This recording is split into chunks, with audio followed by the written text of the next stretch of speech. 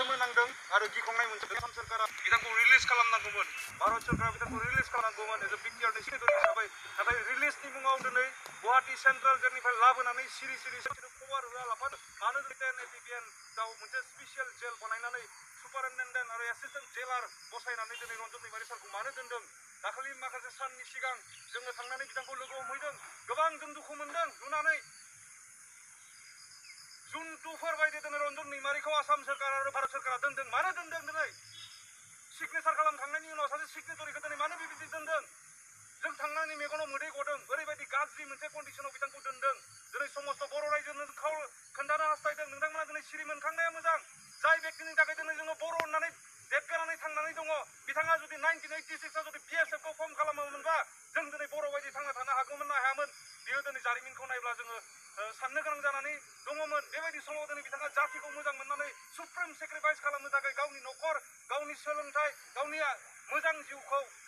हास्थायालाफानो जातिनि थाखाय बिथाङा हाग्रा बंग्रायाव दिनै खारलांदोंमोन बेबायदि जातिखौ नेतृत्व होबोनाय दैदेनबोनाय सेभ खालामबोनाय लिडारा दिनै जातिनि मुङाव सुप्रिम सेक्रिफाइस खालामनानै दिनै बोराय अबस्थायावबो जिबायदि दुखुनांथावनायै दिनै आसाम सरकार आरो भारत सरकारनि नोजोराव बोलि जानांबाय थादों बेखौ जों दिनै सोंखारिदों आरो जोङो गोख्रों रावजों आसाम सरकार आरो भारत सरकार आरो बिटिसि सरकारखौ जोङो बुंदों नोंथांमोना दिनै रन्जन दैमारिखौ बरननांगौ बरननायनि नामाव दिनै नोंथांमोना जि गेम गेलेदों बेखौ दिनै एक्स एनडिपि आरो साफ्रोम बर' रायजो राजाफ्रा लुबैयाखै जोंनिखौ उदां खालामनायखौ लुबैदों सिगनेटरि हिसाबै बर'नि गेजेराव फैनानै खामानि मावजानायखौ दिनै साफ्रोम बर' रायजो राजाफ्रा हास्थायदों नाथाय दिनै जोंनि बर'नि बिबेगाव गोसोआव थानाय मोनसे आसाखौ लानानै दिनै बिटिसि सरकार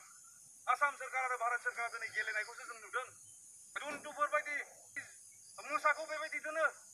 सिंहखौ दिनै बेबायदि जोबनानै दोनो रन्जन दैमारिखौ दिनै बेबायदि दोनदों जों दाखालि नुनानै मेगनाव मोदै गदों जों जेब्ला लोगो हमहैनो नागिरदों बिथांनि जि दोननाय रुम मोननै रुम दङ जाय रुमनि साइजआ दिनै 15/14 जागोन बिनिफ्राय अख्रां नुनाय मोनसेल' स्पेस दङ जायहा दिनै 20 फुट गोलाव 15 फुट गुवार बिनि उनावनो दिनै ग्रिल होनानै दोनदों ताला मारिनानै दिनै बिथांखौ सिङाव दोनो बाहेरनिफ्राय दिनै सावरायनो गोनां बेबायदि अयथासारै दिनै दोनदों जेब्ला सेन्ट्रेल जेलाव बिथाङा दङमोन जोंनि माखासे सेंग्राफोर जोंनि सारमोनाबो लोगोसे दंफायोमोन संनाय जानाय जेसांजिबाबो जोंनि सुबुंफोरजोंनो सुखु दुखु रायलायनानै बिथाङा दिनै थांनानै दङमोन मोनसे आसाजों दङमोन जेलाव थानानैब्लाबो मोनसे गोजोनाव बिथाङा दङमोन नाथाय जिबायदि बिथांखौ हारसिङै लाबोनानै दोनफैदों जि रुमाव दोनदों बियो दिनै साफ्रोमबो बर' रायजो राजाफोरखौ दिनै दुखु होनाय जोंनि बिटिआर ओनसोलाव थानाय बिटिसि ओनसोलाव थानाय रायजोफोरनि आसाखौ लानानै दिनै गेलेनाय होननानै जोङो एक्स एनडिपिआ बुंदों बेवहाय जोङो गोख्रों रावजों बुंदों सोरखारा जुदि बिथांखौ मोजाङै जुदि सेन्ट्रेल जेलाव निफ्राय जुदि उदां खालामाब्ला जि जेलाव दिनै दोनदों बिनिफ्रायनो जुदि फ्रि खालामाब्ला एक्स एनडिपिआ दिनै आखायाव गोबां रोखोमनि फारिलाइफोर लागोन गोनां जायोबा जोङो हाइवे ब्लकेट खालामगोन गोनां जायोबा जोङो रेल लामा जिरायथेगोन गोनां जायोबा जोङो कभिड प्रट'कलखौ जों सिफायगोन बेवहाय दिनै आसाम सरकार आरो भारत सरकार आरो बिटिसि सरकार जों खावलायदों दुखुनांथावना मैयानि समाव जोङो गबिन्द बसुमतारीखौ लोगो हमनो थांदोंमोन बिथाङा सासे सिगनेटरि उदालगुरि कनस्टिटिउन्सिनिफ्राय बिथाङा एमएलए जानानै देरहालांदों डिपुटि चिफ बिटिसिनि बिथांखौ जेब्ला जोङो नाब्ला सारनि समयसाफोरखौ लानानै जेब्ला सावरायनो थांदों बिथाङा जोंखौ गेट सिङाव सोआखै जोंजों सावरायदों जोंखौ गेटनि मोखाङाव गन्दासेनि खाथिफ्राम नेहोनानै जेबो मोजां रेसपन्स मोनाखै बेवहाय जोङो खावलायगोन गुरैयै नोंथांमोनाबो दिनै संग्रामि नेतामोन नोंथांमोना दिनै गोसो होनाया मोजां आसाम एसेम्ब्लिया दिनै सोलिफिनगोन एसेम्ब्लियाव दिनै पुट आप खालामनांगौ बर'निफ्राय जेसेबांखिनि देरहालांनाय एमएलएफोर दङ